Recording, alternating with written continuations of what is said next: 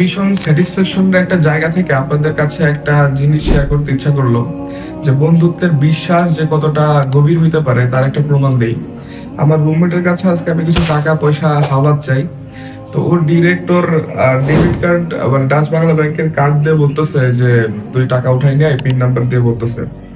তো বন্ধুত্বের জায়গাটা আসলে যে কতটা গভীর, কতটা বিশ্বাসী হতে পারে তার একটা প্রমাণ আর কি। ভীষণ আত্মতৃপ্তি লাগে এই বিষয়গুলো থেকে। বন্ধুর বিশ্বাস করে দেওয়া কার্ডটা নিয়ে যাচ্ছি টাকাটা উঠাইতে, চলে আসছি মোটামুটি বোটের সামনে।